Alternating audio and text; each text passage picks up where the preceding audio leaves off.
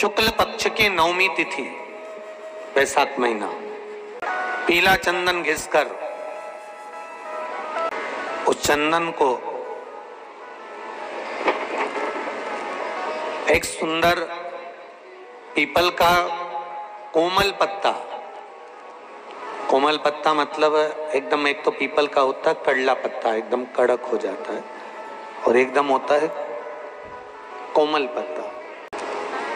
उस पीपल के कोमल पत्ते पर पीला चंदन घिसकर, जो वो चंदन होता है, उस चंदन को घिसकर उस चंदन को उस पत्ते पर रख लें। और महाराज उस पत्ते को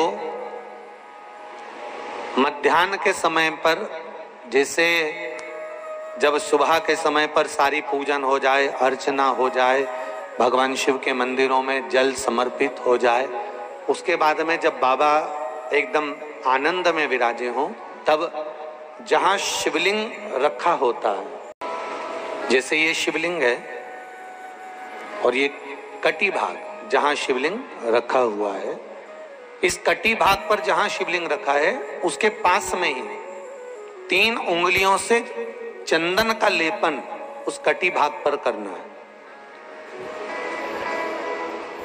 जो उंगलियां लगी रहेगी उसी को अशोक सुंदरी वाली जगह पर स्पर्श करना है, और अशोक सुंदरी वाली जगह पर स्पर्श कर कर कुछ देर तक चंदन लगे रहने देना है। उसके बाद में उस चंदन को वापस निकाल कर लेकर आना है, कटी भाग पर जो लगाया गया है उसको भी निकाल कर वापस लेकर आना है। फिर बाबा का स्नान नहीं कराना है, केवल चंदन लेकर आना है, उसी पीपल के पत्ते पर रखकर एक डिब्बी में उस चंदन को आप रख लीजिए।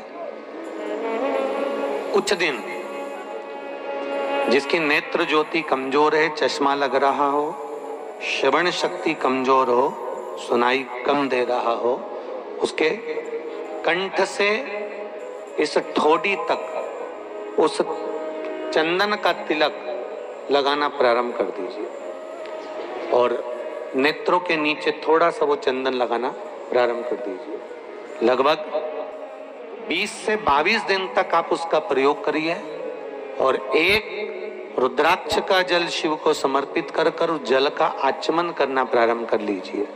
लगभग 22 दिन लगेंगे।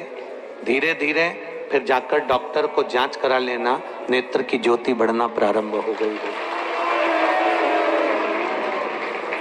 पर विश्वास के साथ में, भरोसे के साथ में, क्योंकि सबसे मूल अगर कुछ है तो विश्वास मूल है। मानो तो मैं गंगा मां हूं और ना मानो तो बहता पानी। कई लोगों के मन में प्रश्न था कि महाराज जी, राम जी अयोध्या से गए और रावण का संहार करा, रावण को मारा, पर सीता जी भी तो आद्य शक्ति थी, सीता जी भी तो जगत जननी थी। क्या माता सीता रावण को मार नहीं सकती थी? क्या माता सीता रावण का संहार नहीं कर सकती थी? आप लोगों का क्या विचार है? सीता जी रावण को मार सकती थी कि नहीं मार सकती थी? अरे बोलो तो जम के, मार सकती थी ना। फिर सीता जी ने रावण को क्यों नहीं मारा? रावण को नहीं तो उठा के पचीट देती वे तो, क्योंकि जगत जननी थी, जगदम्बा थी, अंबा थी, वो तो मार देती। पर नहीं, सीता जी जब विवाह कर कर आई, तब सीता जी ने आज घर में खीर बनाई, और खीर बनाकर कौशल्या, केकई, सुमित्रा और दशरथ जी को परोसी। चारों बैठकर भोजन कर रहे थे, इतनी देर में हवा चल गई, बहुत तेज भाई, बहुत तेज हवा। और जब बहुत तेज हवा चली, एक कचरा उड़कर दशरथ जी के कटोरे में चले गया। एक तिनका, एक कचरा, एक तिनका उड़कर दशरथ जी के कटोरे में गया। सीता जी ने देख लिया कि दशरथ जी के कटोरे में खीर में तनका पड़ा हुआ है, कचरा पड़ा हुआ है। दशरथ जी सोचेंगे कि मेरी बहू ने कचरे का भोजन दे दिया, मेरी बहू ने तिनका डालकर भोजन दे दिया, खीर परोस दी, अरे ऐसा कचरे का भोजन मैं अपने ससुर को कैसे खाने दूं? सीता जी की आंख में आंसू भर गए। क्या करूं मैं?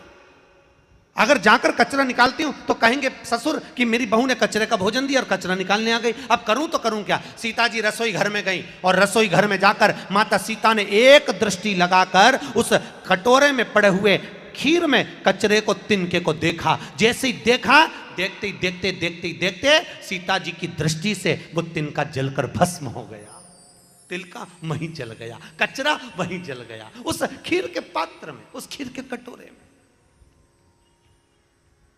दशरथ जी ने देख लिया कि मेरी बहू ने अपने नेत्र से इस तिनके को जला दिया। दशरथ जी खीर खाकर उठकर भोजन करके सीधे सीता के पास में गए और सीता को बुलाकर कहा, जानकी, बहुरानी सीता इधर आओ। हाँ पिताजी। सुनो बहू, आज मैं तुमसे कुछ मांगना चाहता हूं। मांगो पिताजी, क्या चाहिए? बोलो, क्या दूं मैं आपको? और आप मुझे बुलाते कुछ चाहिए तो आप क्या चाहते हो? सीता, जो मांगूंगा दे देगी? जानकी जी बोली, हाँ पिताजी। मांगो, आपको क्या चाहिए, मैं देने को तैयार हूं। बोलो तो सही कि आपको दूं तो दूं क्या? दशरथ जी कहते हैं, सीता पहले राम की सौगंध खा कि जो मांगूंगा वो दे देगी। सीता जी ने कहा, प्रभु की सौगंध खाने की जरूरत नहीं है, आप तो मांगो, आपको क्या चाहिए? दशरथ जी ने कहा, सीता मुझे वचन दे, जैसे आज तूने उस तिनके को देखा, ऐसा किसी दुश्मन को भी मत देखना।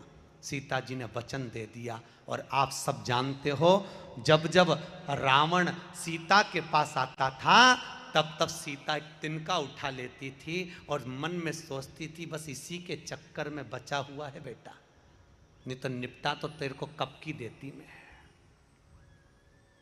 और रावण पूछता था, सीता तू मेरी ओर नहीं देखती, तिनके की ओर देखती है, इस तिनके में है क्या? तो तिनके की ओर क्यों देखती है?